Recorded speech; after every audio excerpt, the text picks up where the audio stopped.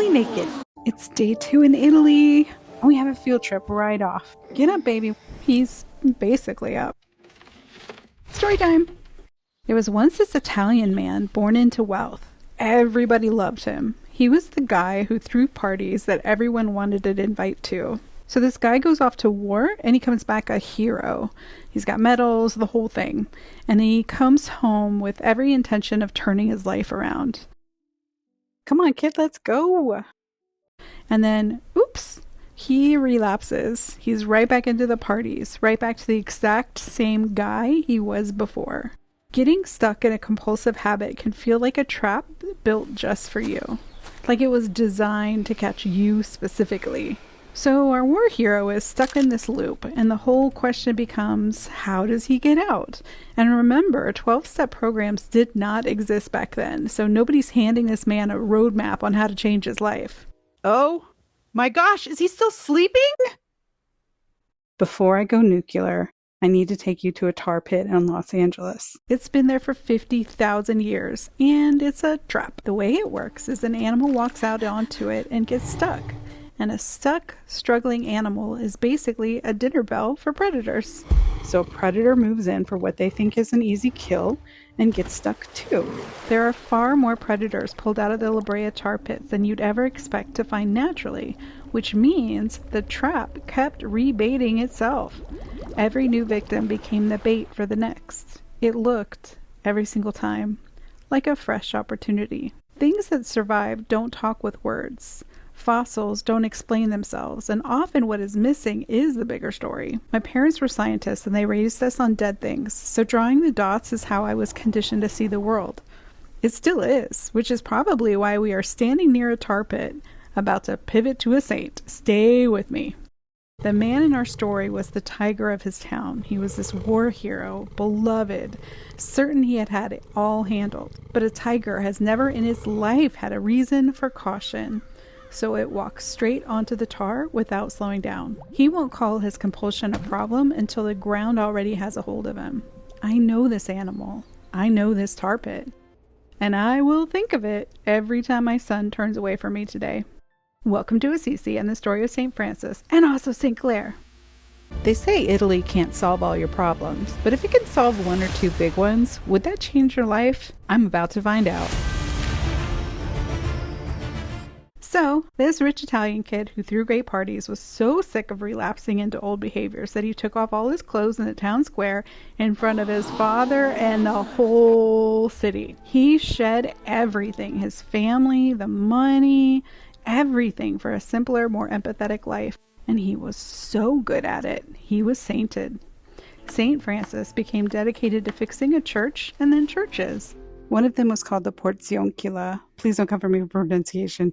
It's where the Franciscan order effectively started. One of his following was a woman named Clare. She did nearly the exact same thing as St. Francis, except she shed her hair instead of her clothes. She was a bit of a boss babe and ended up fighting the church to not have any material possessions. She and St. Francis remained close. After his death, a massive basilica was built around the tiny little chapel to protect it and to also give the crowd somewhere to gather. It is magnificent. It's silent in here, peaceful. In the middle of all this vastness sits the little chapel. It's whole, glowing, protected. It's a church within a church. Ha! Like a person inside a person. I think that was the first time I realized that there's a whole Russian doll experience that we live. You can be someone you've never been to protect the person that is helpless. My body knew how to carry something, guard something, build a quiet room around a life, and keep the world on the other side of the wall. I became two things, but also not two things. And that's the shape that my single mom survival skills took. It wasn't just the fear, it was the conviction that I could work it all out if I just worked hard enough. I refused help on the grounds that I should be able to do this. It was a problem-solving technique that only I could do. But the more sure I had it handled, the deeper in the pit I actually was. Asking for help meant admitting I couldn't, so I clung to that melting version of myself like it could pull us all out. Much later in life, I found a voice for myself. I never thought that that was a thing I'd need to do. Finding my voice was me choosing to be among the living. Fact, here's what the dead never do. Hide an ulterior motive. Wish you harm. Enjoy hurting you. Gobble your energy up like a vampire. Start a business with you and steal all the money. The dead don't do any of those things. You can assign it whatever feeling you want to them. They won't change. Dead things are safe, but safe isn't the same as alive. And when I finally found my voice, there it was again. That feeling. A person within a person. Me, but not me. I've never had the verbiage for this kind of thing, but it was like my inner child or inner light. I don't really know, but once I started visualizing myself standing up for a child version of myself, speaking my truth and enforcing boundaries became the easier choice until eventually it wasn't a decision I had to think about anymore. It was easier to put my foot down if I was doing it on behalf of someone else, even when that someone else was also me. There's a self I protect and a self that does the protecting, and they're both me. The only working memory these kids have of me is as the short-fused tiger. The church St. Francis repaired isn't just small and fragile. The basilica was built to protect something sacred, and maybe that's what all layers do, protect the more sacred core underneath. There are two tigers in me. One guards and one reacts. They look exactly the same. And that's kind of the problem. When something feels unjust, a tiger stands up in me. And every single time, I think it's the guardian, the one at the door of the church. Because the activation feels identical. There's the same heat, the same certainty, the same rising up to meet a threat. But the reacting one has only ever had one job. Its whole voice is, I want this now. Even if it's to right or wrong. It doesn't understand consequence. It's so locked on to what it wants that it cannot see the ground under its own feet. Same tiger, same fire. One protects the thing I love. The other sinks us both. If I had to name one thing at my core, my one priority, it's my connection to these boys. It does not seem very aligned with my values that my tiger, whose job it is to protect my sacred core, aka the relationship with my kids, would act in a way that would damage that relationship. I want to be fair to my tiger. There's real danger in the world. Guarding something sacred with gentleness alone is impractical. The tiger was never a character flaw. It was a hire I made to patrol the fence line with me when I was alone to protect my family. And the job just kept getting bigger. My kids are teenagers now, resentful of the property line, and they're harder to reach. There has been one animal holding a shrinking center and a widening edge for years with no relief. I wondered for a moment if my mother had made the same connections in her lifetime. If she could see herself as separate from her own reactive tiger.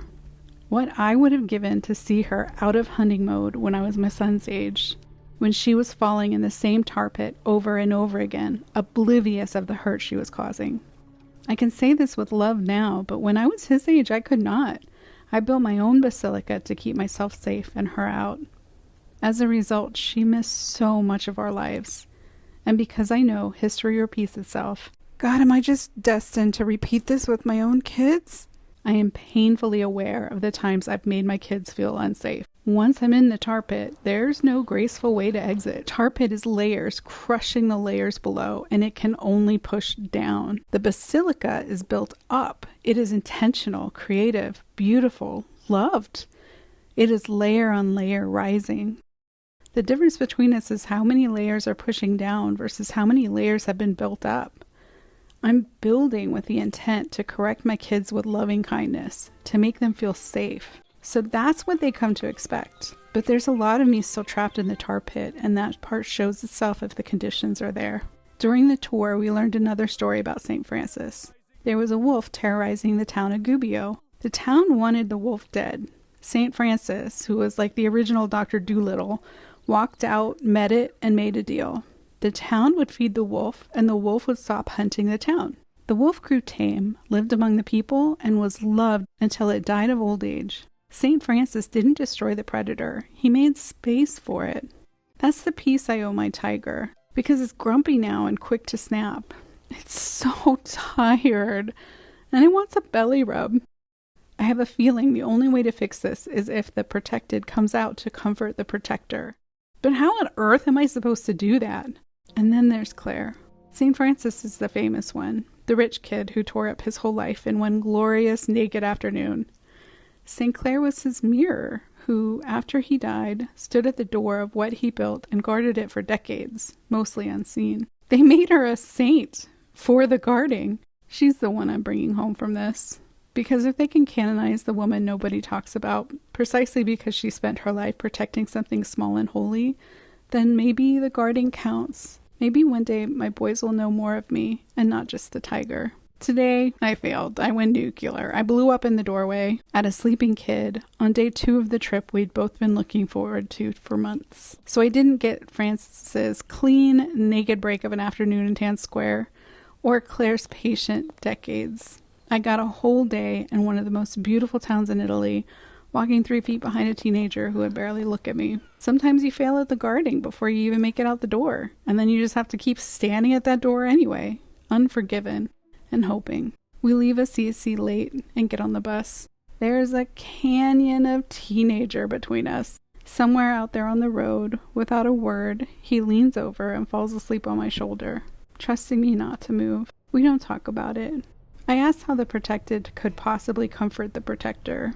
Maybe the trick is to say soft enough that when they're ready, they come to you. And then you just hold very, very still. Italy didn't fix all my problems today, but my kid is on my shoulder, and I will not be the one who moves.